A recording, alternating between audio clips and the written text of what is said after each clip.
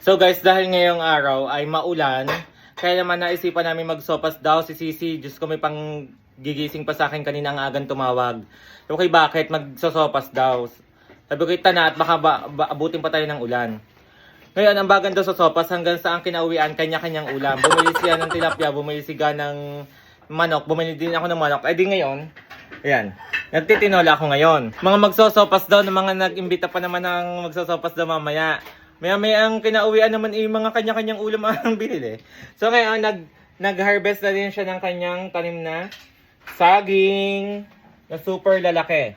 Makakabenta dito ay ito ay siguro ay mga 10 kilo na sa lalaki. Yan. Ang dami oh. Ang dami. Pero super tamis ito kahit yung mga hindi pa siya masyadong hinog. Tingnan mo, napipigtal na sa sobrang pagkahinog. Yan, papakita ko sa inyo kung gaano kalalaki yung hiwa ng manok na ani mo ang kakain dambuhala. Ayan. Ginigisa ko na nga pala yung manok na tingnan nyo naman yung gayat. Sobrang lalaki. Parang wala nang bukas eh. Yun oh. Yun yung ang hibla. Daig pang fried chicken sa McDo. Dahil hindi natuloy ang sopas, nagtinola na lang kami. Yung po ang babae. Ang suy-suying babae. Naharapin mo muna yun. Titinan ko lang ang niluluto ni Sisi. So guys, pupunta natin si Sisi kung anong niluluto niya. Dahil ngayon lang kami mag-uumagahan, anong oras na, mag-aalas 10 na, yung sopas na uwi sa kanya-kanyang ulam. Tingnan niyo. Iba talaga pag mahal na mahal ang motor, nasa loob ng bahay. Walang Diyo. Tingnan ang motor. Anong niluto mong ulam? Aray, nag-iintay. Diyos ko. Luto ka na, ang manok ko hindi pa nalambot hanggang ngayon. Marisi sa inyo, tagal na tagal ng inyong niluto. Luto na po ang kanyang ginataang Tilapia. tilapia. Ayan. So guys, ang usapan namin talaga, magsosopas. Ngayon, nagmagaambagan daw di umano. Hanggang sa nagkanya-kanya ng ulam, yung mga inimbita naming kakain ng sopas, ikinancel na namin. Dahil ang... Kanya-kanya daw ulam, pero may nakaabang. Anong niluto mo sa ulam ha? Sa manok? Pinapaluto adobo. Hanggang ngayon, hindi pa nalambot ang aking tinola. Alam mo bakit ako nandinay? Pinakamadaling lutuin ng kay Sisi. Kaya nilagante. Kaya mo, luto na nga agad. Kanya-kanya Gutom daw. na gutom na ako. Ay, kanya-kanya. Ano, kuha ng So yan guys, cancel po ang sopas sa mga naimbitahan. Cancel. Dahil ang naluto po namin ay KKBing ulam. Kanya-kanyang ulam. KKU. Yan. Nakain na kami. Kain na kayo at ang aking tinola imamaya pa. Maluluto. Dinig ka sa dulo, Sisi. Maayo ko. Dadating po ang anak ni Sising babaeng ubos ang kanin. Nung dahil kay Ga.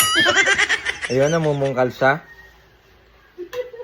So siguro baka matuloy yung sopas namin ay mamayang hapon na laang at naulan na naman. Mamaya kami makakapamili sa Balele. Uuwi na ako ulit at baka nasulak na yung aking tinola. Salay na kain na ako, hindi pa.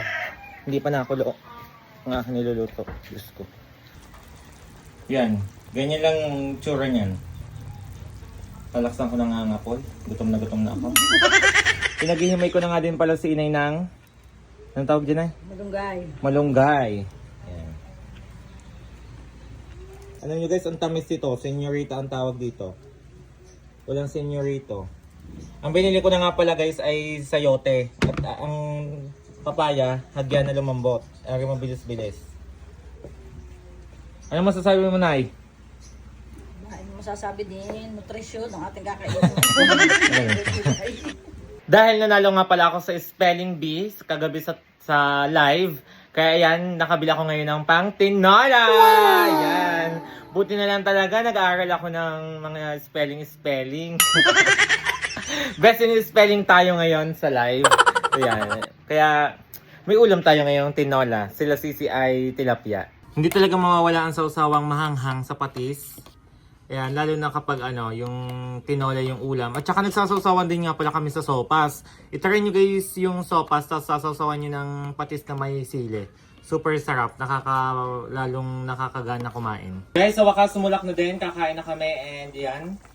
Hanggang dito na lang ang vlog namin, hindi ko na ipapakita ang aking pagkain dahil lobat na ang aking cellphone. Kaya hanggang dito na lang. Walang kanin, totoo. Ako po. Tignan nyo naman nakakainin ka rin. Totoong pala guys ang kakainin. Ayan guys, kakain na muna kami at magsasaing. Ay, talbos, saka na. Ayan. Bye guys! Kain na din kayo at syempre ilalagay natin ang talbos ng sili. At malunggay. Ang lalaki naman ng talbos.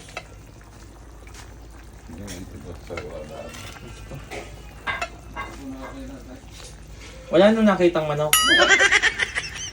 Talbos na ang lahat. Nay, kakain na, Nay!